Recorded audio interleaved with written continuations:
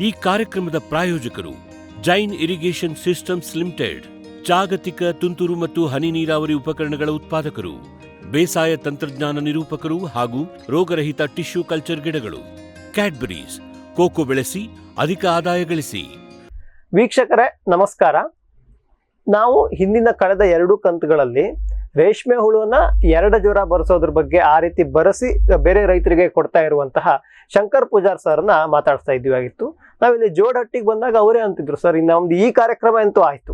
So ರೇಷ್ಮೆ ಹುಳು ಮೊಟ್ಟೆ ಎಲ್ಲಿಂದ ತರ್ತಾರೆ, ಹೆಂಗ್ ಮಾಡ್ತಾರೆ, ಯಾವ ರೀತಿ ಮೇಂಟೈನ್ ಮಾಡ್ತಾರೆ, ಚಾಕಿ ಸಾಕಾಣಿಕೆ ಕೇಂದ್ರನ, ಎರಡು ಜ್ವರ ಬರಬೇಕಾದ್ರೆ ಯಾವ ರೀತಿ ನೋಡ್ಕೊಂತಾರೆ, ಹೆಂಗೆ ಈ ರೇಷ್ಮೆ ಚಾಕಿ ಸಾಕಾಣಿಕೆ ಕೇಂದ್ರ ಮಾಡಬೇಕು ಅಂತಂದ್ರೆ ಅಲ್ಲಿ ರೇಷ್ಮೆ ಸೊಪ್ಪು ಯಾವ ರೀತಿ ಇರಬೇಕು, ಹೇಗೆ ಅನ್ನೋದ್ರ ಬಗ್ಗೆ ನಮಗೆ ಮಾಹಿತಿ ಕೊಟ್ಟಿದ್ರಾಗಿತ್ತು. ಈ 2 ಕಾರ್ಯಕ್ರಮ ಮುಗೀತು. ಇನ್ನು ಇದರ ಮುಂದಿನ ಭಾಗ ಅಂತಂದ್ರೆ ಇಲ್ಲಿಂದ ತಗೊಂಡು ಹೋಗಿರೋ ರೈತರನ್ನ ಮಾತಾಡಿಸ್ಬೇಕು ಅಂದ್ಕೊಂಡು ಜೋಡಹಟ್ಟಿಯಲ್ಲಿ ಇವ್ರದ್ದೇ ಶಂಕರ್ ಪೂಜಾರ್ ಅವ್ರದ್ದು ಮಿತ್ರರಾಗಿರುವಂತಹ ರಾಘವೇಂದ್ರ ಸಾವ್ಕಾರ್ ಹತ್ರ ಬಂದಿದ್ದೀವಿ. ಬನ್ನಿ ಇವರನ್ನ ಇವತ್ತಿನ ಕಾರ್ಯಕ್ರಮದಲ್ಲಿ ಮಾತಾಡಿಸಿ ರೇಷ್ಮೆ ಹುಳು ರೇಷ್ಮೆ ಸಾಕಾಣಿಕೆದು ಒಟ್ಟಾರೆ ಇವರ ಅನುಭವವನ್ನ ಕೇಳಿ ತಿಳ್ಕೊಂಡು ಬರೋಣ. ಸರ್ ನಮಸ್ಕಾರ. ಸರ್ ನಮಸ್ಕಾರ. ನಮ್ಮದು ಫಾರಂ ಟಿವಿಯ ಕೃಷಿ ಋಷಿ ಅಂಗಳದಲ್ಲಿ ಕಾರ್ಯಕ್ರಮಕ್ಕೆ ಸ್ವಾಗತ ಸರ್. ಸೊ ನಾವು ಫಸ್ಟು KVK ಹನುಮನಮಟ್ಟಿ ಬಂದಿದ್ರು, ಅಲ್ಲಿ ಸಾಲಿಮಠ್ ಸರ್ನ ಮಾತಾಡ್ತಿದ್ದಾಗಿತ್ತು. ಅವರು ಸಾಮಾನ್ಯವಾಗಿ ರೇಷ್ಮೆ ಬಗ್ಗೆ ನಮಗೆ ಮಾಹಿತಿ ಕೊಟ್ಟರು. ಯಾವಾಗೂ ನಾವು ಮಾಡೋದು ಹಾಗೆ ಸರ್, ಫಸ್ಟು KVK ಹೋಗ್ತೀವಿ, ಅಲ್ಲಿ ವಿಜ್ಞಾನಿಗಳನ್ನ ಮಾತಾಡ್ತೀವಿ, ಅವ್ರ ಹತ್ರ ಕೇಳ್ತೀವಿ ಹಿಂಗೆ ಸರ್ ಬೆಸ್ಟ್ ರೈತರು ಯಾರು ಇದ್ರು ಗೊತ್ತಿದೆ.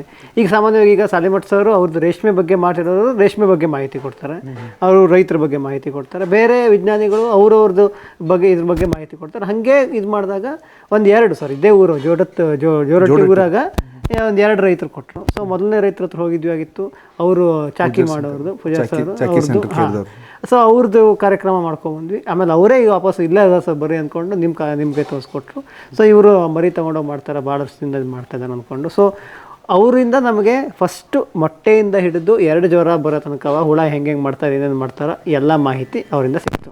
ಈಗ ಸರ್ ನೆಕ್ಸ್ಟು ಅಲ್ಲಿಂದ ಮುಂದೆ 3ನೇ ಜ್ವರದಿಂದ ಹಿಡಿದು ಮಾರುಕಟ್ಟೆ ತನಕ ಹೆಂಗೆ ಮಾಡಬೇಕು, ಏನು ಮಾಡಬೇಕು ಅಂತ ಅಂದ್ಕೊಂಡು ನಾವು ಮಾಹಿತಿ ತಗೊಳ್ಳುವ, ನಮ್ಮ ರೈತರಿಗೂ ಮಾಹಿತಿ ಕೊಡುವ ಅಂದ್ಕೊಂಡು ನಾವು ಬಂದಿದ್ದು ಸರ್. ಸರ್ ಮೊದಲಿಗೆ ನಾನು ಕೇಳೋದಾದರೆ ನಿಮ್ಮದು ಒಟ್ಟಾರೆ ಕೃಷಿ ಹಿನ್ನೆಲೆ ಏನು, ಎಷ್ಟು ಕೃಷಿ ಜಮೀನು ಐತೆ, ಹೇಗೈತೆ ನಿಮ್ಮದು? ಏನು 9 ಎಕರೆ ಇದೆ. 9 ಎಕರೆ ಇದೆ ಸರ್. ಅಲ್ಲಿ ಏನೇನು ಬೆಳೆ ಬೆಳೀತಾ ಇದ್ದೀರಾ, ಹೇಗೆ? ಒಂದು 6 ಎಕರೆ ಕಬ್ಬು ಇದೆ ರೀ, ಗೊಂಜಾಳು ಮತ್ತು ಕೊತ್ತಂಬರಿ. 1 ಎಕರೆ ಮಾತ್ರ ರೇಷ್ಮೆ ಇದೆ. 1 ಎಕರೆ ರೇಷ್ಮೆ. 1 ಎಕರೆ ರೇಷ್ಮೆ.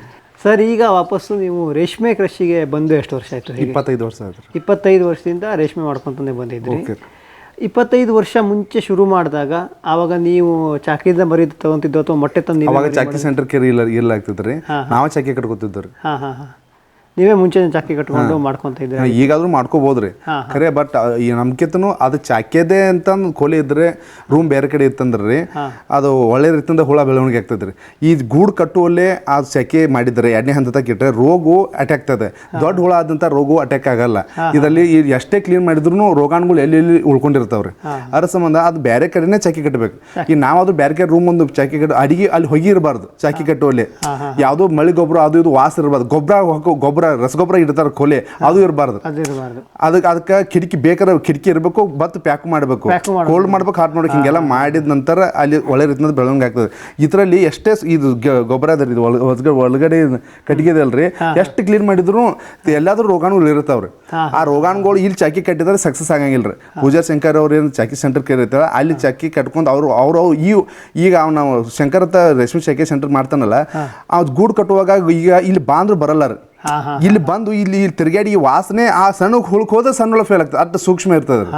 ಅದಕ್ಕೆ ಇದಕ್ಕೆ ಈ 2 ಹಂತಕ್ಕೆ ಮಾತ್ರ ಅವ್ರ ಮೆಸರು ಹತ್ರ ಅಂತ ನಾವು ಮೆಸರು ಅದಕ್ಕೆ ಹುಳದ ಸಂಪರ್ಕ ವಾಸನೆ ಇರಬಾರ್ದು. ಸೊ ಅದಕ್ಕೇನೆ ನೀವು ಮುಂಚೆ ಫಸ್ಟ್ ಮೊಟ್ಟೆ ತಂದೆ ಮಾಡ್ತಿದ್ರಿ. ಈಗ ಯಾವಾಗ ಚಾಕಿ ಸೆಂಟರ್ ಬಂತು ಆವಾಗಿಂದ ನೀವು ವಾಪಸ್ಸು ಅಲ್ಲಿಂದ ತನಕ ತರೋದು 2 ಜ್ವರ ಬಂದಿರೋ ಮರಿ ಮಾಡ್ತೇವೆ. ಇವತ್ತಾದ್ರೂ ರೀ ಅದಕ್ಕೊಂದು ಕೋಲೆ ಕಟ್ಟಿಸಿ ಅದಕ್ಕೆ ಚಾಕಿಯಲ್ಲಿ ಮಾಡಿ 2ನೇ ಹಂತ ಹಾಕಿ ಇಲ್ಲಿ ಬಂದ್ರೆ ನಮ್ಮ ಸರ್ಕಾರ ಅವ್ರದ್ದು ಏನೂ ಪ್ರೊಸೀಜರ್ ಇಲ್ಲ. ಚಾಕಿ ಸೆಂಟರ್ ಹೋಗಿ ನೀವು ಹುಳ ತರಬೇಕಂತ ಏನಿಲ್ಲ, ಮಾಡ್ಬೋದ್ರಿ. ಆದ್ರೆ ಒಂದು 100-200 ಲಿಂಕ್ ಸಿಗ್ರಿ ಒಂದು ಕೋಲೆ ಕಟ್ಟಿ ವೇಸ್ಟ್ ಅದು ಮತ್ತೆ ಒಂದು 3 ತಿಂಗಳಿಗೆ ಅದ್ರ ಒಂದು ವರ್ಷಕ್ಕೆ 6 ಪೀಕ್ ಬರ್ತದ್ರಿ. 2-2.5 ತಿಂಗಳಿಗೆ ಅಷ್ಟು ಖುಲ್ಲಾನೇ ಇರ್ಬೇಕ್ರಲ್ಲ. ಅದು ಅದ್ರ ಯೂಸ್ ಮಾಡಕ್ ಬರೋದಲ್ಲ, ಮನೆಯೊಳಗೆ ಕಟ್ಟಾಕ್ ಬರೋದಲ್ಲ, ಹೊಗಿ ಪಗಿ ಅದು ಇದು ವಾಸನೆ ಆಗ್ತದ್ರಿ. ಅದ್ರ ಸಂಬಂಧ ಅದ್ರದ್ದೇ ಅಂತ ರೂಮ್ ಬೇಕು, ಅದು ಟೆಂಪ್ರೇಚರ್ ಮೇಂಟೈನ್ ಮಾಡ್ಬೇಕ್ರಿ. ಅವರು ಮಾಡ್ತಾರ ಅದನ್ರಿ. ಆದ್ರೆ ಅವರಲ್ಲಿ ಇದನ್ನ ನೋಡಿ ಟೆಂಪ್ರೇಚರ್ ಮೀಟರ್ ಇದೆ, ಆ ಮೀಟರ್ದಲ್ಲಿ ಮೇಂಟೆನ್ಸ್ ಮಾಡಿ ಆದ್ರೆ ಎಷ್ಟು ಬೇಕು ಅನ್ನೋದು ಅವ್ರ ರೂಲ್ ಇರ್ತದೆ. ಆ ರೂಲ್ ಪ್ರಕಾರ ಮೇಂಟೈನ್. ಅಕಸ್ಮಾತ್ ಹಾಟ್ ಭಾಳ ಆಗಕತ್ತಿದ್ರೆ ನೀರು ಬಿಡ್ತಾರೆ, ಕೋಲ್ಡ್ ಬರಕತ್ತಿದ್ರೆ ಹೀಟರ್ ಚಾಲು ಮಾಡ್ತಾರೆ.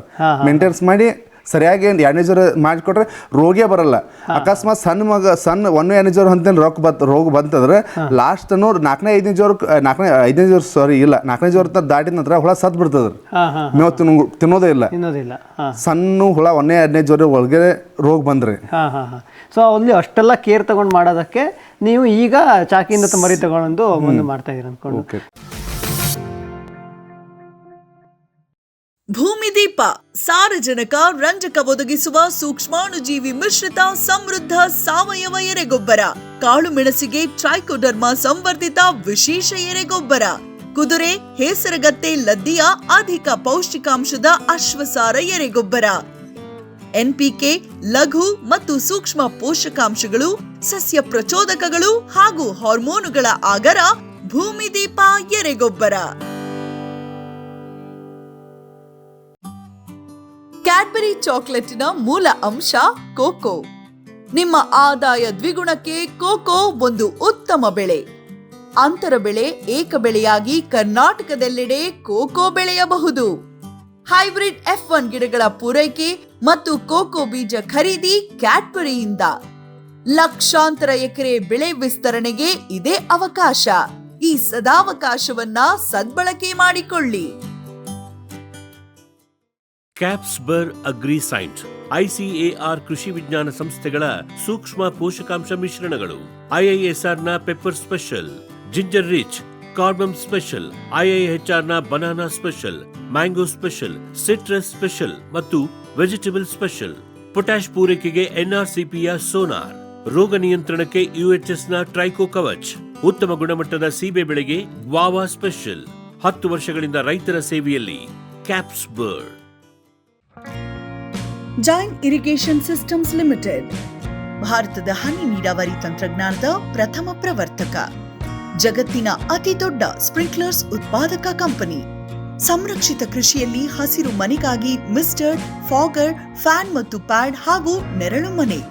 ಸ್ವಯಂ ಚಾಲಿತ ನೀರಾವರಿ ವ್ಯವಸ್ಥೆ ಮತ್ತು ರಸಾವರಿ ತಂತ್ರಜ್ಞಾನ. ಕೃಷಿಯಲ್ಲಿ ನೀರಿನ ಸಮರ್ಪಕ ಬಳಕೆ ಹಾಗೂ ಉಳಿತಾಯಕ್ಕೆ ಮತ್ತೊಂದು ಹೆಸರು ಜೈನ್.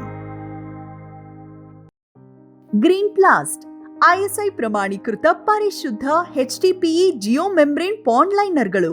ಕೃಷಿ ಹೊಂಡ, ಕೆರೆ, ಕಾಲುವೆ, ಮೀನುಕೊಳ, ಸ್ಪಿರುಲಿನಾ ಹೊಂಡಗಳಿಗೆ ಬೇಕಾದ ಆಕಾರ ಮತ್ತು ವಿಸ್ತೀರ್ಣಗಳಲ್ಲಿ ಸರ್ಕಾರದ ಸಬ್ಸಿಡಿ ಯೋಜನೆಯಡಿ ಲಭ್ಯ.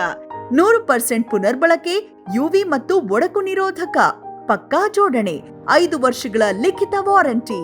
ಗ್ರೀನ್ ಪ್ಲಾಸ್ಟ್.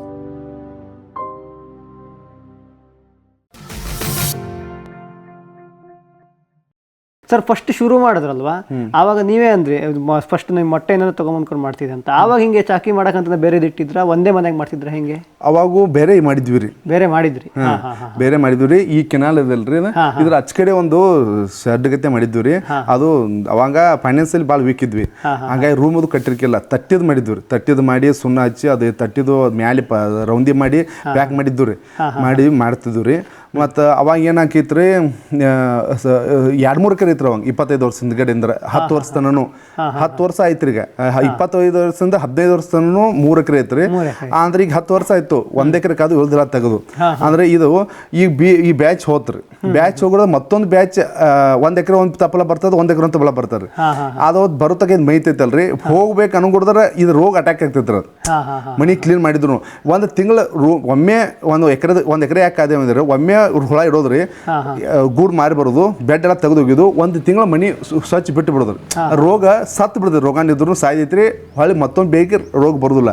ಸ್ಪೀಡ್ ಒಂದು ಬ್ಯಾಚ್ ಅಂದ್ರೆ ಒಂದು ಬ್ಯಾಚ್ ಈ ಹೋಗಿ ಗೂಡ್ ಮಾರ್ಕೊಂಡ್ಬಿಡೋದು, ಮರದಿವ್ಸ ರೇಷ್ಮೆ ಹುಳ ಹಾಕಿ ಬಿಡೋದು ಒಳಗಡೆ. ಹಾಗಾದ್ರೆ ಅದಕ್ಕೆ ರೋಗ ಅಟ್ಯಾಕ್ ಆಗಾಕೈತ್ರಿ. ಈ ಅಟ್ಯಾಕ್ ಸಂಬಂಧ ನಾವು 2-3 ಎಕರೆ ಇದ್ದಾಗ 1 ಎಕರೆಗೆ ಹಾಕೊಂಡು ಕೂತವ್ರು ಅನ್ಕೊಂಡು. ಸರ್ ನೀವು ಫಸ್ಟ್ ಅವಾಗ ಮಾಡಿದಾಗ ಎಷ್ಟು ಮರಿ ಮಾಡ್ತಿದ್ರಿ, ಈಗ ಎಷ್ಟು ಮರಿ ಮಾಡ್ತೀರಾ? ಅವಾಗ ಫಸ್ಟ್ ಪೈಲ ಮಾಡಿದಾಗ ರೀ ಈ 3 ಎಕರೆ ಎಲ್ಲ ಒಮ್ಮೆ ಮೇಯಿಸ್ಬೇಕಂತ ಒಂದು ವಿಚಾರ ಬಂದು, ಇಲ್ಲಿ ಇದ್ರ ಬಿಲ್ಡಿಂಗ್ ಇತ್ತು ರೀ, ಇದ್ರ ಬಾಜುಕ ಅಲ್ಲಿ ಸೋಪೆ ಐತೆ ಅದಲ್ರಿ, ಅಲ್ಲಿ ಇತ್ತು. ಅದ್ರ ಹಚ್ಕಡೆ ಒಂದು ಫಸ್ಟ್ ಪೈಲ ಈ ಮನಿ ಕಟ್ಟೋಕ್ಕಿಂತ ಮುಂಚೆ ಒಂದು 70 ಫುಟು ಹಿಂಗೆ 30 ಫುಟು ಗುಡ್ಲಿತ್ರಿ, ದೊಡ್ಡ ಗುಡ್ಲಿತ್ರಿ. ಇದ್ರದಕ್ಕಿಂತ 10 ಫುಟ್ ರ್ಯಾಕ್ ಜಾಸ್ತಿ ಇದ್ರು. ಎಲ್ಲ ಕೂಡಿ ಒಂದು 800 ಲಿಂಗ್ಸ್ ಇಟ್ಟಿದ್ದು ರೀ.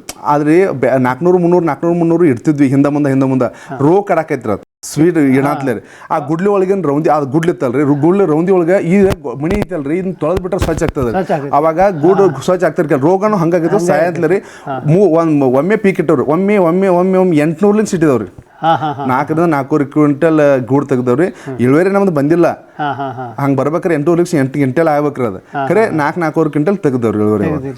ಈಗ ಎಷ್ಟು ಇಡ್ತದೆ ಸರ್? ಹೆಂಗೆ ಈಗ 200 ಲಿಕ್ಸ್ ಇರ್ತಾವ್ರಿ 150 ಲಿಕ್ಸ್. 1 ಕ್ವಿಂಟಲು 50 30 40 55 ಇಷ್ಟ ಆಗ್ತದ್ರಿ. ಈಗ ಫುಲ್ ಇಳುವರಿ ಇವ್ರೇನು ಚಾಕಿ ಸೆಂಟರ್ದಿಂದ ತೊಗೊಂಬರ್ತದವ್ರಿ ಇಳುವರಿ ಫುಲ್ ಬರ್ತಾ ಇದೆ. ಮತ್ತು ಹುಳ ಜಾಸ್ತಿ ಕೊಡ್ತಾ ಇದಾರೋ ಏನೋ ಹುಳ ರೀ ಅಂತಾರೆ ಅವ್ರು 1 ಲಿಂಗ್ಸಿಗೆ 400 ಹುಳ ಅಂತ ಏನೋ ನಾವು 10-20 ವರ್ಷದಿಂದ ಈಗ ರೇಷ್ಮೆ ಸಾಹೇಬ್ರು ಹೇಳಿದ ಮಾತು ಹೇಳ್ತಾರ್ರಿ 400 ಲಿಂಗ್ಸ್ ಅದ ನಾವು ಎಣಿಸಿಲ್ಲ. ಮತ್ತು ಅದು ಈಗ ಹುಳನೇ ಜಾಸ್ತಿ ಆಗ್ತಾ ಇದಾರೋ ಏನೋ ಗೊತ್ತಿಲ್ಲ ರೀ. ನಾವು ಮುಂಚೆ ಮಾಡೋಕ್ಕಿಂತ ಈಗ ಈ ಪೂಜೆ ಶಂಕರ್ ಅವರಲ್ಲಿ ಚಾಕಿ ಸೆಂಟ್ರಲ್ಲಿ ಹುಳ ತೊಗೊಂಬಂದು ಏನು ಮಾಡ್ತಾ ಇದ್ದವಲ್ರಿ ಇಳುವರಿ ಸಿಕ್ಕಾಪಟ್ಟೆ. ಮೊನ್ನೆ 150 ಲಿಂಗ್ಸ್ ಕೊಟ್ಟಿದ್ದನ್ರಿ 160 kg ಆಯ್ತು ಅದು ಲಿಂಕ್ಸ್ಕಿಂತ ತೂಕ ಇಳುವರಿ ಅದಕ್ಕಿಂತ 100 ಅಂತಾರಲ್ಲ 100.5 ಆಗಿರ್ತಾರೆ ಜಾಸ್ತಿ ಆಗಿದೆ. ಸರ್ ಇದು ಟೋಟಲ್ ಎಷ್ಟು ಉದ್ದ ಅಗಲ ಐತಿ ಇದ್ರದ್ದು? ಇದು 55 ಫುಟ್ ರೀ 25 ಫುಟ್ ರೀ 55 ಫುಟ್ ಉದ್ದ 25 ಫುಟ್ ಅಗಲ ಐತಿ. ಸರ್ ಇದ್ರೊಳಗೆ ಇಷ್ಟು ಆಗಲದೊಳಗೆ ನೀವು ಎಷ್ಟು ಲಿಂಕ್ಸ್ ಕೊಡಿಸ್ಬೋದು ಹಿಂಗಂತ ಲೆಕ್ಕ? ಇದು ಸ್ವಲ್ಪ ಅಡಿಚಿನ ಆಗ್ತದೆ ಈಗ ರೀ ಇದ್ರೊಳಗೆ ರೀ 200 ಲಿಂಕ್ ಸಫಿಷಿಯಂಟ್ ಮೇಯಿಸ್ಬೋದು. ನಡು ಏನು ಯಾಕೆ ಹಾಕಲ್ದೇನೆ ಇಷ್ಟು ಗ್ಯಾಪ್ ಕಾಯ್ದು ಆ ಕಡೆ ಮೇವು ಹೋಗಕ್ಕೆ ಈ ಕಡೆ ಎಲ್ಲಾ ಕಡೆ ಸುತ್ತೂರು ಗ್ಯಾಪ್ ಕಾದ್ರಿ ಇದು 200 ಮೇಯಿಸ್ಬೋದ್ರಿ. ಇಲ್ಲಿ ಒಂದು ಹಾಕ್ಬೋದ್ರಿ ಈ ಟೈಪರೇ ಭಾಳ ಅಡಿಚಿನ ಆಗ್ತದ್ರಿ ಭಾಳ ಅಡಿಚಿನ. ಇಲ್ಲಿ ಹಾಕಿದ್ರೆ 200 ಪೌಣೆ 300 ಸಿಕ್ಕಾಪಟ್ರೆ ರಶ್ ಆದ್ರೆ 300 ಈ ಬಿಲ್ಡಿಂಗ್ ಕೆಪಾಸಿಟಿ 300 ಬಟ್ ಇಲ್ಲಿ ಖರ್ಚು ಮಾಡ್ಬೇಕು. ಮತ್ತೆ ತೊಳೆಯೋಕೆ ಬೆಡ್ ತೆಗೆದು ಒಯ್ಯೋಕೆ ಇದು ಒಂದು ಗೇನ್ ಬೀಳ್ತಾರೆ ಸರ್ ಬೆಡ್ ಇದನ್ನ ತೆಗೆದು ಹೊರಗೆ ಹೋಗ್ಬೇಕಾರ್ರಿ ಭಾಳ ಇಲ್ಲೂ ರ್ಯಾಕ್ ಹಾಕ್ಬಿಟ್ರೆ ಭಾಳ ತ್ರಾಸ ಆಗ್ತದೆ. ಆಗಲ್ಲ ಆಗೋದ ಇಲ್ರಿ. ಸೊ ಇದಕ್ಕೆ ನೀವು ಹೇಳಿದಾಗ 150 ಲಿಂಕು ಆರಾಮಾಗಿ 150 200 ಒಳಗಡೆ 200 ಒಳಗಡೆ ಆರಾಮಾಗಿ ಮೇಯಿಸ್ಕೊಂಡ್ಬರ್ತೀರ ಅಂತ. ಮತ್ತೆ ಇಷ್ಟು ಕಿಟಕಿ ಅಲ್ರಿ ಹಿಂಗೆಲ್ಲ ತೆಗದೇ ಇರ್ಬೇಕ್ರಿ. ತೆಗದಿದ್ರೇನೆ ಗಾಳಿ ಆಡಿ ಸದೃಢವಾಗಿರ್ತಾವ್ರು. Pack ಮಾಡಿಬಿಟ್ಟಿದ್ರೆ ಸುಳ sack ಸುಮ್ಮರ್ತೈತ್ರಿ. ತಳಗಿನೂ ಇದು ಕಿಟಕಿ ರೀ ಇಲ್ಲಿಂದ ಬರ್ತದ್ರಿ ಮೇಲ್ಗಡೆಯಿಂದ ಸ್ವಚ್ಛ ಗಾಳಿ ಬರ್ತದ್ರಿ. ಇಲ್ಲೆಲ್ಲ ಗಲೀಜೆಲ್ಲ ತೊಗೊಂಡು ತಳಗಡೆಯಿಂದ ಹೊರಗಡೆ ಹೋಗ್ತದ್ರಿ ಗಾಳಿ. ಹಂಗೊಂದು ಅದು ಸರ್ಕ್ಯುಲೇಷನ್ ಐತಿರ ಅದು ಮೇಲೆ ಬರೋದಲ್ಲ ಮ್ಯಾಲಿಂದ ಮ್ಯಾಲೆಲ್ಲ ಕಿಟಕಿ ಅದಾವಲ್ರಿ ಬರೋದ್ರ ಅದು ತಳಗಡೆ ಹೊರಗೆ ಹೋದ್ರಿ ಗಲೀಜಾದ ಗಾಳಿ ಎಲ್ಲ ಹೊರಗಡೆ ಹೋಗ್ತದ್ರಿ. ಸರ್ ಇದು ಈ ಮನೆ ನಿರ್ಮಾಣ ಮಾಡಬೇಕಾದ್ರೆ ಒಂದು ಪರ್ಟಿಕ್ಯುಲರ್ ದಿಕ್ಕಿಗೆ ಮಾಡಬೇಕು ಹಂಗೇನಾರು ಐತೆ? ಆ ಥರ ಏನಾರು ಐತಾ? ಹೇಗೆ ಈ ಪೂರ್ವ ಪಶ್ಚಿಮ ಗಾಳಿ ಬೀಸ್ತೈತೆ ಅಂದ್ರೆ ಆ ದಿಕ್ಕಿ ಮನೆ ಮುಖ ಮಾಡಿಡಬೇಕು ಹಂಗೆ ಅಂತ ಹೇಳ್ತಾರೆ? ಹಾಗೇನಿಲ್ಲ ರೀ. ಸರ್ಕಾರ ಅವರು ಇದಕ್ಕೊಂದು 1 ಲಕ್ಷ ರೂಪಾಯಿ ನಮಗೆ ಸಬ್ಸಿಡಿ ಕೊಟ್ಟಿದ್ದಾರೆ ಇನ್ನೂ ಅದ್ರ ಚಾಲ್ತಿ ಇದೆ ರೀ. ಖರೆ ಹಿಂಗೆ ಪೂರ್ವ ಪಶ್ಚಿಮ ದಕ್ಷಿಣ ಉತ್ತರ ಪೂರ್ವ ಪಶ್ಚಿಮನ ಇರ್ಬೇಕಂತಾರ್ರಿ. ಇದು ಹಿಂಗಿರೋದ್ರಂದ್ರೆ ಬಿಸಿಲು ಒಳಗೆ ಬರಂಗಿಲ್ಲ ರೀ. ಸ್ವಲ್ಪ ಏನೋ ಅದನ್ನ ನೋಡ್ರಿ ಅಲ್ಲಿ ಬಂದದ್ರಿ ಬಿಸಿಲು ರೀ. ಮತ್ತೆ ಈಗ 3 ಕಿಟಕಿ ಬಂದಿದ್ರೆ ಏನೋ ಕವರ್ ಮಾಡ್ಕೋಬಹುದು. ಇವೆಲ್ಲ 5-6 ಕಿಟಕಿ ಎಲ್ಲ ಬಂದ್ಬಿಟ್ರೆ ಬಿಸಿಲಿಗೆ ಅವು ಹುಳ ಕೆಂಪಾಗೋದು ಮಾಡ್ತಾರೆ. ಸೊ ಈಗ ಈ ರ್ಯಾಕ್ ಇರೋದು ಸಹಿತವ ಹೆಂಗ್ ಉದ್ದ ಎಷ್ಟು ಇರ್ತೈತೆ ಹಂಗೆ ಇರ್ಬೇಕು ಅನ್ಕೊಂಡ್ರಿ. ಹಿಂಗಿಂಗ್ ರ್ಯಾಕ್ ಹಾಕಕ್ ಬರಲ್ಲ ನೀವು. ಹಂಗೆ ಹಾಕಿಬಿಟ್ರೆ ಭಾಳ ಅಡಚಣೆ ಆಗ್ತದ್ರಿ. ಮನಿ ಹೇಗದಲ್ರಿ ಹಾಗೆ ರ್ಯಾಕ್ ಇದ್ರೆ ಮೇವ್ ಹಾಕಕ್ ಈಜಿ ಮೇವ್ ಹಾಕಕ್ ಈಜಿ ಅಂತ. ವಿಶ್ವದಾದ್ಯಂತ ಪೇಟೆಂಟ್ ಪಡೆದ ನ್ಯಾನೋ ತಂತ್ರಜ್ಞಾನದಲ್ಲಿ ತಯಾರಾದ ನೂವಾಲ್ಗಿ ದ್ರಾವಣ. ನೂವಾಲ್ಗಿ ಉಪಯೋಗಿಸಿದ ಮೇಲೆ ತುಂಬಾ ಇಳುವರಿನೂ ಬಂದಿದೆ. ಕಾಳು ಮೆಣಸಿಗಂತೂ ಭಾಳ ಚೆನ್ನಾಗಿ ಬರುತ್ತೆ. ರೇಷ್ಮೆ ಎಲೆನೂ ಚೆನ್ನಾಗಿ ಬರ್ತಾ ಇದೆ. ಗಿಡಗಳು ತುಂಬಾ ಚೆನ್ನಾಗಿ ಬೆಳವಣಿಗೆ ಆಯಿತು. ಯಾವುದೇ ರಾಸಾಯನಿಕ ಅಥವಾ ವಿಶೇಷ ಗೊಬ್ಬರಗಳ ಗೊಡವೆ ಇಲ್ಲದೆ ಎಲ್ಲ ಬೆಳೆಗಳಲ್ಲಿ ಉತ್ತಮ ಗುಣಮಟ್ಟದ ಅಧಿಕ ಫಸಲನ್ನು ಪಡೆಯಿರಿ. ಯಾವಾಗಲೂ ನನ್ನ ಇರೋವರೆಗೂ ನೀವು ಅಲ್ಲಿಗೆ ಅಂತ ಬಿಟ್ಟು ಬಾಳಲ್ಲ ಅಂತ ಒಂದು ಭರವಸೆ ಕೊಡ್ತೀನಿ. ಜೈನ್ಸ್ ಜಗತ್ತಿನ ಅತಿದೊಡ್ಡ ಅಂಗಾಂಶ ಕೃಷಿ ಪ್ರಯೋಗಾಲಯ ಹಾಗೂ ಟಿಸಿ ಗಿಡಗಳ ಉತ್ಪಾದಕರು. ಸಮೃದ್ಧ ಇಳುವರಿಗೆ ಜೈನ್ ಜೀನೇನ್, ಯಾಲಕ್ಕಿ, ನೇಂದ್ರನ್ ಹಾಗೂ ಕೆಂಪು ಬಾಳೆ ಸಸಿಗಳು, ದಾಳಿಂಬೆ, ಭಗವತಳಿಯ ರೋಗಮುಕ್ತ ಸಸಿಗಳು, ಲಕ್ನೋ 49 ಪೇರಳೆ, ಸ್ಟ್ರಾಬೆರಿ ಇತ್ಯಾದಿ ಗಿಡಗಳು ಯೋಗ್ಯ ಬೆಲೆಯಲ್ಲಿ. ಅಂಗಾಂಶ ಕೃಷಿಯ ಜಾಗತಿಕ ಬ್ರ್ಯಾಂಡ್ ಜೈನ್. ಫ್ಯೂಚರ್ ಬಯೋಟೆಕ್ ಸಾವಯವ ಕೃಷಿಯ ವೇಗವರ್ಧಕ. ಪೋಷಕಾಂಶ ಪೂರೈಕೆಗೆ ಎನ್ಪಿಕೆ ಕಲ್ಚರ್, ವ್ಯಾಮ್, ಪಿಎಸ್ಪಿ ಮತ್ತು ಕೆಎಂಬಿ. ಜೈವಿಕ ರೋಗ ಕೀಟ ನಿಯಂತ್ರಣಕ್ಕೆ ಟ್ರೈಕೋಡರ್ಮಾ, ಸೂಡೋಮೊನಾಸ್. ಸಾವಯವ ಗೊಬ್ಬರ ಉತ್ಪಾದನೆಗೆ ಕಾಂಪೋಸ್ಟ್ ಕಲ್ಚರ್. ಹೂವು ಕಾಯಿ ಉದುರುವ ಸಮಸ್ಯೆಗೆ ಕಾಮಧೇನು ಮತ್ತು ಸತ್ವ. ಮಣ್ಣಿನ ಆರೋಗ್ಯ ವೃದ್ಧಿಗೆ ಫ್ಯೂಚರ್ ಬಯೋಟೆಕ್, ಧಾರವಾಡ.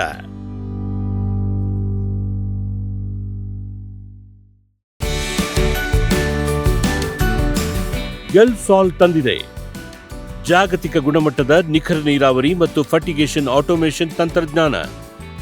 ಕೃಷಿ ಕಾರ್ಮಿಕರ ಕೊರತೆ, ದುಬಾರಿ ಕೂಲಿ ಮತ್ತು ಅನಿಯಮಿತ ವಿದ್ಯುತ್ ಪೂರೈಕೆಗೆ ಪರಿಹಾರ. ನಮ್ಮ 12 ವರ್ಷಗಳ ನಂಬಿಕಾರ್ಹ ಉಪಕರಣಗಳಿಂದ ಇದೀಗ ಕೃಷಿ ನೀರಾವರಿ ನಿಮ್ಮ ಬೆರಳ ತುದಿಯಲ್ಲಿ. ಎಲ್ ಸಾಲ್.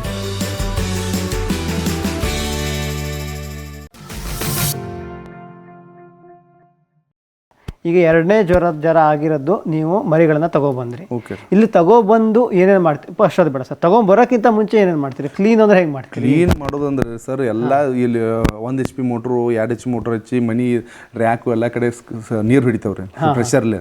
ಎಸ್ ಟಿ ಪಿ ಪೈಪ್ಲಿ ಎಲ್ಲ ಫುಲ್ ಪ್ರೆಷರ್, ಕಿಟಕಿ ಪಿಟಕಿ ಧೂಳು ಇದೆಲ್ಲ ತೆಗಿತಾವ್ರು, ಹುಡುಕ್ತವ್ರು. 4 ಬೆಡ್ ತೆಗೆದೋದಂತ 4 ಹುಡುಕ್ತವ್ರೆ, ಹುಳ ಹೋಗೋತ್ನ್ಯಾರ. ಅಂದ್ರೆ ಸ್ವಚ್ಛ ಎಲ್ಲ ಮಾಡಿದ ನಂತರ ಲಾಸ್ಟ್ ಔಷಧಿ ಸ್ಪ್ರೇ ಮಾಡ್ತಾವ್ರಿ. ಆಮೇಲೆ ಲಾಸ್ಟ್ ನಾಳೆ ಹುಳ ನಾಡ್ದು ಹುಳ ತರೋದಿರ್ತಾರೆ. ಒಂದು 50-20 kg 50 kg ಸುಣ್ಣ ತೊಗೊಂಬಂದು ಒಂದು ಟ್ಯಾಂಕ್ದಾಗ ಹಾಕಿರಿ. ಅದ್ರ ಒಂದು 10-5 kg ಬ್ಲೀಚಿಂಗ್ ಹಾಕಿ, ಆ ಬ್ಲೀಚಿಂಗ್ ಸುಣ್ಣ ಕೂಡಿ ಹುಡುಗೋಲೆ ಇಲ್ಲ ತಂಬ್ರೋಲೆ ಇಲ್ಲ ಪೈಪ್ಲೆ ರೀ ಗಾಡಿಗೆಲ್ಲ ಗೊಸ್ತಾವ್ರಿ. ಎಲ್ಲ ಕಡೆ ಗಾಡಿ ಗಿರ್ಚಿ ಎಲ್ಲ ಕಡೆ ಗೊಜ್ಜಿ ಅದು ಸ್ವಲ್ಪ ಜಾಸ್ತಿ ಹಾಕಿದ್ರೆ ಹಳ್ಳ ಎಲ್ಲ ಹುಡ್ಕೋತ ಬಂದ ಎಲ್ಲ ಇಡೀ ಮನಿ ಎಲ್ಲ ಸುಣ್ಣನ ಹೆಚ್ಚಿದೇವಿ. ಸುಣ್ಣ ಮೈ ಎಲ್ಲ ಕಿಟಕಿ ಫಳಿ ಗಿಳಿ ಎಲ್ಲ ಚೌಕ ಎಲ್ಲ ಕಡೆ ಸಿಡ್ಪಣೆ ಮಾಡ್ತಾವ್ರಿ. ಸುಣ್ಣ ಬ್ಲೀಚಿಂಗ್ ರೀ ಹಾಕಿ ಆನಂತರ ಎಲ್ಲ ಕಡೆ ಒಣಗ್ತದ್ರಿ. ಒಂದಿನ ಹಸಿ ಇರ್ತದ್ರಿ, ಮರ್ಸ್ ಒಣದವ್ರು. ಒಣಗಿದ ನಂತರ ಇವರಲ್ಲಿ ಬರೋ ಡೇಟ್ ಹೇಳ್ತಾರ ಅವ್ರು, 15ನೇ ತಾರೀಕು ಬರ್ತದೆ ಅಂತ. 8ನೇ ತಾರೀಕು ಇದನ್ನೆಲ್ಲ ಮಾಡಿಬಿಡ್ತಾವ್ರಿ. 2 ದಿನ ಒಣಗ್ತದೆ, ಕಿಟಕಿ ಎಲ್ಲ ತೆಗೆದು ಬಿಟ್ಟಿರ್ತಾವ್ರಿ. ಕಿಟಕಿ ಪ್ಯಾಕ್ ಮತ್ತು ಹುಳ ತುಂಬಿರ್ತಾವಲ್ರಿ, ಕಿಟಕಿ ಪ್ಯಾಕ್ ಮಾಡ್ತಾವ್ರ ಅವಂಗ ಹುಳ ತಂದಿನ ಅಷ್ಟು ಗಾಳಿ ಅವರು ಕಂಟ್ರೋಲ್ ಮೇಂಟೈನ್ ಮಾಡಿರ್ತಾರಲ್ರಿ. ಇಷ್ಟೆಲ್ಲ ಗಾಳಿ ಬೇಕಾಗುದಿಲ್ಲ. ಈಗ ಈ ದೊಡ್ಡ ಹುಳಕ್ಕೆ ಎಷ್ಟು ಕಿಟಕಿ ತೆಗ್ದವಲ್ರಿ, ಇಷ್ಟ 2ನೇ ಹಂತನಾಗ ಹುಳ ಬಂದ ನಂತರ ಇಷ್ಟು ಗಾಳಿ ಬೆಳಕ ಬೇಕಾಗಿರೋದಿಲ್ಲ. ಅದಕ್ಕೆ ಅವಾಗ ಕಡಿಮೆ ಬೇಕ್ರಿ. ಎಲ್ಲ ಕಿಟಕಿ ಪ್ಯಾಕ್ ಮಾಡ್ತಾವ್ರಿ. ಯಾವ್ದಾರ ಒಂದು ಕಿಟಕಿ ಅಂದ್ರೆ ಮುಂಜಾನೆ ಮೇವು ಹಾಕ್ತಾವ್ರಿ. ಮೇವು ಮುಂಜಾನೆ ಮಾರ್ನಿಂಗ್ ಎದ್ದು ಕೂಡಲೇ ಒಂದು 2-3 ಕಿಟಕಿ ತೆಗಿತಾವ್ರಿ, ಸ್ವಲ್ಪ ಗಾಳಿ ಒಳಗೆ ಬಂದು ಹೋಗ್ಬೇಕು. ಆದ್ರೆ ಮೇವು ಹಾಕಿ ನಂತರ ಕಿಟಕಿ ಎಲ್ಲ ಮುಗಿಸ್ತಾವ್. ಸಾಯಂಕಾಲ ಅದೇ ಪ್ರೊಸೆಸ್. ಸಾಯಂಕಾಲ ಮೇವು ಒಂದು ಹಾಕೋದು ಒಂದು ತಾಸು ಇರುತ್ತೆ, ಕಿಟಕಿ ಎಲ್ಲ ತೆಗೆದು ಆಮೇಲೆ ಮೇವು ಹಾಕಿ ಮತ್ತೆಲ್ಲ ಮುಚ್ಚಿಬಿಡೋದು. ಅದ್ರ ಕಿಟಕಿ ಲಗುಡ್ ತೆಗೆದು ಬಿಟ್ರೆ ಗಾಳಿಗೆ ತಪ್ಪಲ ಆರ್ತದ್ರಿ. ಹಸಿನೇ ಇರ್ಬೇಕು, ತಿನ್ನೋರಿಗೂ ಹಸಿನೇ ಇರ್ಬೇಕು, ಹಾಕ್ಬಾರ್ದು ಅಂತಾರೆ. ಇದನ್ನ ಬರ್ತದ್ರಿ 2x2 ಬಾಕ್ಸ್ ಅವ್ರು ಕೊಟ್ಟಿದ್ರಿ. ಆ ಬಾಕ್ಸ್ನ ತಂದು ಅದ್ರಾಗ ಕಂಟಿ ಇಡ್ತಾವ್ರಿ. ಇಲ್ಲಾಂದ್ರೆ ಅದನ್ನ ಬೆಡ್ ಎಬ್ಬಿಸಿ ರ್ಯಾಕ್ದಲ್ಲಿ ಇರ್ತಾವ್ರಿ. ಅದ್ರ ಹಾಸಿಗೆ ಬೆಡ್ ಹಾಕಿ ಕೊಟ್ಟಿರ್ತಾರೆ. ಅದ್ರ ಮೇಲೆ ಕಂಟಿ ಇಡ್ತಾವ್ರಿ. ಅಷ್ಟೇ ಇಷ್ಟೇ ಕಟ್ಕೊಂಡು ಫಸ್ಟ್ ಪೆಲ್ಲ ಇಷ್ಟೇ. ಅದು 10 ಫುಟು 8 ಫುಟು 2 ಫುಟು ಎಷ್ಟೇ ಕಂಟಿದ್ರು ಇಷ್ಟೇ ಒಂದು 2-1.5 ಫುಟ್ ಅಷ್ಟೇ ಕಟ್ಕೊಂಬಂದು ಇಡ್ತಾವ್ರಿ. ಇಡ್ತೀರಿ ಸರಿ. ಫಸ್ಟ್ ಆ ಕಂಟಿ ಕಟ್ಕೊಂಬಂದು ಇರ್ತಿರಲ್ಲ, ಅದ್ರಲ್ಲಿ ಎಲೆಗಳು ಹೆಂಗೆ ಫುಲ್ ಎಳೆ ಎಲೆ ಇರಬೇಕು, ಸ್ವಲ್ಪ ಬಿರ್ಸ್ ಬರ ಎಳೆನೇ ಬೇಕ್ರಿ. ಯಾಕ್ರೆ ಅವು ಸಣ್ಣ ಇರ್ತಾವಲ್ರಿ, ಸಣ್ಣ ಇದ್ದಾಗ ಎಳೆ ಬೇಕು. ಲಾಸ್ಟ್ ಹೋಗ್ತಾ 4ನೇ ಜ್ವರ ಎದ್ದು 3-5-6 ದಿವಸಕ್ಕೆ ಸಿಕ್ಕಾಪಟ್ಟಿ ಬಿರ್ಸಕ್ಕೆ ನಡೀತ್ರಿ. 2ನೇ ಜ್ವರ 3ನೇ ಜ್ವರ 4ನೇ ಜ್ವರ ಎಳುವಾಗ ಬಾಯಿ ನೋವಾಗತಿ ಅಂತಾರೆ. ಜ್ವರಕ್ಕಿದ್ದಾಗ ಮನುಷ್ಯ ಒಳಗಡೆ ಜ್ವರ ಬಡ್ದಾಗ ಫಸ್ಟ್ ಮನುಷ್ಯ ಜ್ವರ ಬಂದ ಗಂಜಿ ತಿಂತಾರೆ. ಆ ನಂತರ ಹೋಗ್ತಾ ಜ್ವರ ಆರಾಮಾಗಿ ಎದ್ದ ನಂತರ ಎಕ್ದಮ್ ಬಿರ್ಸ್ ಕಟ್ಕೊಟ್ಟಿರ್ತಾನಲ್ಲ ಹಾಗ್ರಿ ಫಸ್ಟ್ನೇಕ್ ಮಿದು ಬೇಕ್ರಿ. ಆ ಜ್ವರದಿಂದ ಎಳುವುದನಾಗ ಬಾಯಿ ಏನೋ ನೋವಾಗಿರ್ತೈತದ್ರಿ. ಅದು ಫಸ್ಟ್ನೇಕ ಮಿದು ಹಾಕಿ ಆಮೇಲೆ ಹಂತ ಬಿರ್ಸಾಕುತ್ತ ಬಿರ್ಸ್ ಮಾಡ್ಕೊಂತ ಹೋಗ್ತೀರಿ. ಸೊ ಈಗ 2ನೇ ಜ್ವರ ನೀವು ಫಸ್ಟ್ ಹಾಕಿದ್ಮೇಲಿಂದವ ಎಷ್ಟು ಮೇವಿ ನೆಕ್ಸ್ಟ್ ವಾಪಸ್ ಜ್ವರ ಕುಂತ್ಕೊಳತ್ತದ? ಹೆಂಗೆ? 6 ಮೇವು ಅಂದ್ರೆ 3 ದಿವಸನ ಸರ್? 3 ದಿವಸ. ಈಗ ಅದು ಜ್ವರ ಕುಂತೈತಿ ಅಂತ ನಿಮ್ಗೆ ಹೆಂಗ್ ಗೊತ್ತಾಗ್ತದೆ? ಈಗ ಕುಳ್ಳಾಕ್ ಬಂದೈತಿ ಅಂತ ಹೆಂಗ್ ಗೊತ್ತಾಗ್ತೈತಿ? ಮನುಷ್ಯ ಮನಿಗಿದ್ ಗೊತ್ತಾಗತ್ತಿಲ್ರಿ.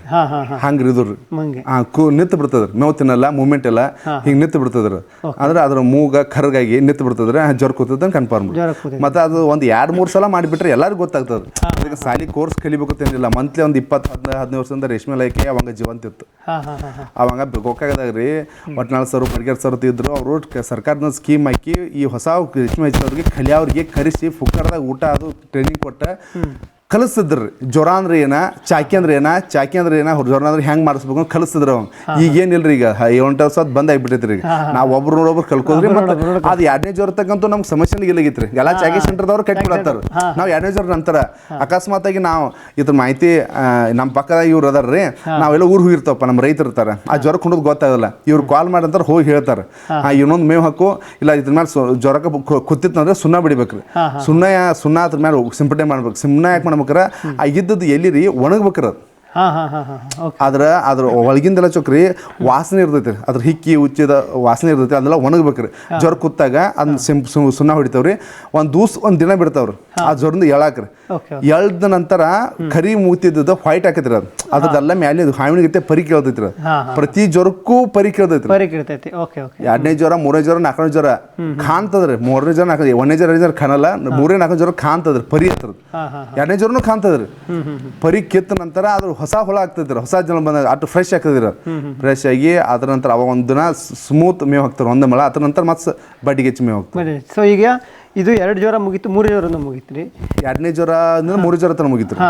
ಈಗ 3ನೇ ಜ್ವರ, ನೆಕ್ಸ್ಟ್ 3ನೇ 4ನೇ ಜ್ವರಕ್ಕೆ ಎಷ್ಟು ಮೇವು ಬೇಕು? 8 ಮೇವು ಬೇಕ್ರಿ. 8 ಮೇವು, 4 ದಿನ 8 ಮೇವ್ರಿ. ಇದು ಅಷ್ಟು ಸೀಸನ್ ಒಂದೇನಾ ಅಥವಾ ಸೀಸನ್ ಬೇರೆ ಆಗ್ತೈತೆ ಹೆಂಗೆ? ಮತ್ತೆ ಪ್ರತಿ ಮಳೆಗಾಲ ಬ್ಯಾಸ್ಗೆ ಚಳಿಗಾಲ ಒಂದೇ ರೂಲ್ ಸರ್. ಒಂದೇ ರೂಲ್. ಇನ್ನೊಂದ್ರಿ ಇದ್ರಾಗ್ರಿ ಚಳಿಗಾಲದಾಗ್ರಿ ಸ್ವಲ್ಪ ಹೆಚ್ಚಾಕೈತ್ರಿ, ಸ್ವಲ್ಪ ಹೆಚ್ಚಾಗೈತಿ. ಆದ್ರೆ ಯಾಕೆ ಹೆಚ್ಚಾರಿ ಮೇವು ತಿನ್ನೋದು ಅಷ್ಟೇ ರೀ.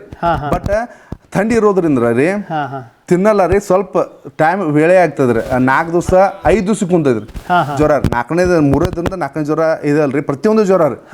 ಒಂದು 90 ದಿವಸ ಜಾಸ್ತಿ ಆಕಾವ್ರಿ ಥಂಡಿ ಒಳಗೆ.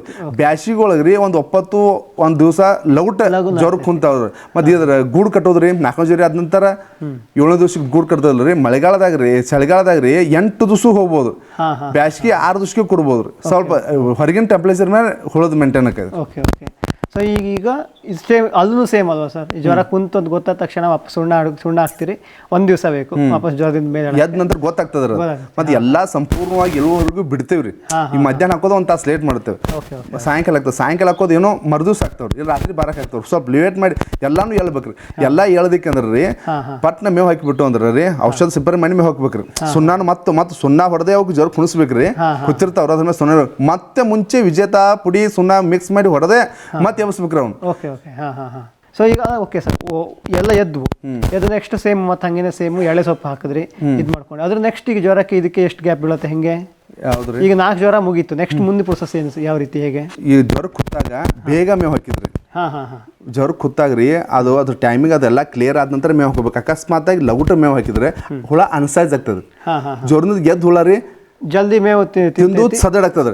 ಅದ್ ಲೇಟ್ ಆಗಿದ್ರಿ, ಒಂದು ದಿವಸ 90 ಲೇಟ್ ಮಾಡಿ ಮೇವು ತಿಂದ್ರಿ ಅದ್ ಹಿಂದ್ಗಡೆ ಒಂದ್ ಹುಳ ಇಷ್ಟು ಒಂದೊಳಗೆ ಇಷ್ಟು ಸಣ್ಣ ಅನ್ಸಾಜ್ ಹಾಕೋದು ಹೋಗೋದ್ರಿ. ಅದು ಕರೆಕ್ಟ್ ಆಗಿ ಸಂಪೂರ್ಣವಾಗಿ ಜ್ವರದಿಂದ ಎದ್ದ ನಂತರ ಮೇವು ಹಾಕ್ಬೇಕ್ರಿ. ಮೇವು ಹಾಕ್ಬೇಕು. ಓಕೆ. ನಮಗೆ ಕಾರ್ಯಕ್ರಮದಲ್ಲಿ ರಾಘವೇಂದ್ರ ಸಹಕಾರ್ ಸರ್ ಹೇಳ್ತಾ ಇದ್ರು ಏನಪ್ಪಾ ಅಂತಂದ್ರೆ, ಅವರು ರೇಷ್ಮೆ ಹುಳುನ ಇದೇ ಜಾಗದಲ್ಲಿ ಬೆಳೆಯೋಕೆ ಶುರು ಮಾಡಿ ಸುಮಾರು 25 ವರ್ಷ ಆಯ್ತು ಅಂದ್ಕೊಂಡು.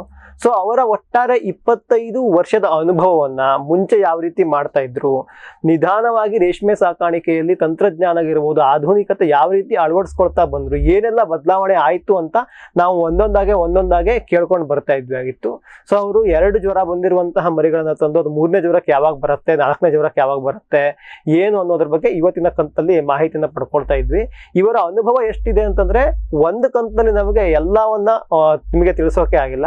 ಸೊ ಇವತ್ತಿನ ಕಂತನ್ನ ಇಲ್ಲಿಗೆ ಮುಗಿಸೋಣ, ಮತ್ತೆ ನಾಳೆ ಕೂಡ ಇವರನ್ನ ಭೇಟಿಯಾಗೋಣ. ಆದ್ರೆ ಇಷ್ಟೊತ್ತು ನಮಗೆ ಮಾಹಿತಿ ಕೊಟ್ಟಿದ್ದಕ್ಕೆ ರಾಘವೇಂದ್ರ ಸರ್ಗೆ ಧನ್ಯವಾದವನ್ನು ಹೇಳ್ತಾ ನಮ್ಮ ಇವತ್ತಿನ ಕಾರ್ಯಕ್ರಮವನ್ನು ಮುಗಿಸ್ತಾ ಇದ್ದೀವಿ. ಮುಂದಿನ ಕಾರ್ಯಕ್ರಮವನ್ನು ನಿರೀಕ್ಷಿಸಿ ಅಂತ ಹೇಳ್ಕೊಂತ ಧನ್ಯವಾದ. ಈ ಕಾರ್ಯಕ್ರಮದ ಪ್ರಾಯೋಜಕರು ಜೈನ್ ಇರಿಗೇಷನ್ ಸಿಸ್ಟಮ್ಸ್ ಲಿಮಿಟೆಡ್, ಜಾಗತಿಕ ತುಂತುರು ಮತ್ತು ಹನಿ ನೀರಾವರಿ ಉಪಕರಣಗಳ ಉತ್ಪಾದಕರು, ಬೇಸಾಯ ತಂತ್ರಜ್ಞಾನ ನಿರೂಪಕರು ಹಾಗೂ ರೋಗರಹಿತ ಟಿಶ್ಯೂ ಕಲ್ಚರ್ ಗಿಡಗಳು. ಕ್ಯಾಡ್ಬರೀಸ್, ಕೋಕೋ ಬೆಳೆಸಿ ಅಧಿಕ ಆದಾಯ ಗಳಿಸಿ.